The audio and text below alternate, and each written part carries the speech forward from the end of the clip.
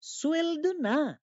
Pero teka, bago ka bumili ng milk tea, bagong shoes, o mag-check out sa 11/11 sale, may mas mahalaga kang dapat gawin.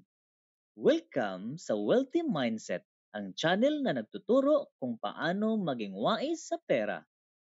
Ngayong araw, pag-uusapan natin ang Sahod Day Guide, isang checklist na mga dapat mong gawin bago gastusin ang pera mo. Okay, simulan na natin ang Sahod Day Checklist. Ito ang mga dapat mong gawin bago ka gumastos kahit piso. Unahin ang mga bills, kuryente, tubig, internet, renta. Ito ang mga non-negotiables sa budget mo. Pag hindi mo ito inuna, madalas napupunta ang pera sa ibang bagay at nakalimutan mo na ang mga dapat bayaran. Tip: iset ang due dates sa calendar or gumamit ng autopay sa e-wallet para hindi mo nakakalimutan. Next, pay yourself first. Bago mo gastusin ang pera, magtabi ka muna para sa sarili mo.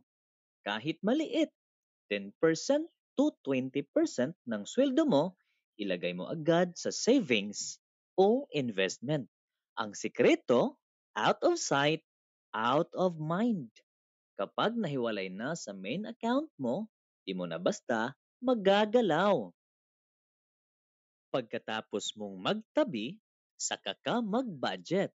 Pwede mong sundin ang 50-30-20 rule o simpleng needs versus wants.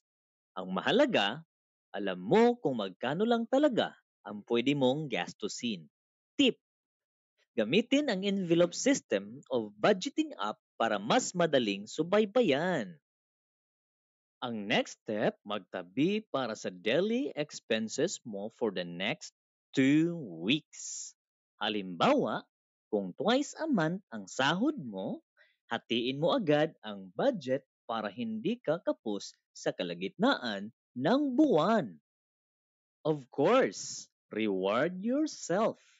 Pero dapat within budget at after mo nang gawin ang mga unang apat. Ang tawag dito, guilt-free spending dahil napaghandaan mo ito.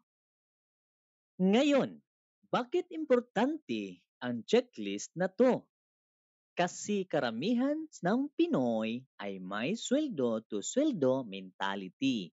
Ubos agad ang pera tapos hihintayin na lang ang susunod na sahod. Ang totoo, hindi ka yayaman sa sahod lang. Yayaman ka sa tamang paghawak nito. Bawat sahod ay oportunidad. Gamitin mo para mag-ipon, magbayad ng utang, at mag-invest. So, ayan, ang Sahod Day Guide na siguradong makakatulong para mas tumagal at mas lumago ang sweldo mo. Ngayon, gusto kong itanong, ano ang una mong ginagawa tuwing Sahod Day? Comment mo sa baba. Kung gusto mong matutong mag-budget, mag-ipon at mag-invest ng wais, don't forget to like this video, share it, and subscribe sa Wealthy Mindset. Remember, hindi sapat na may sahod ka. Dapat marunong kang mag-manage.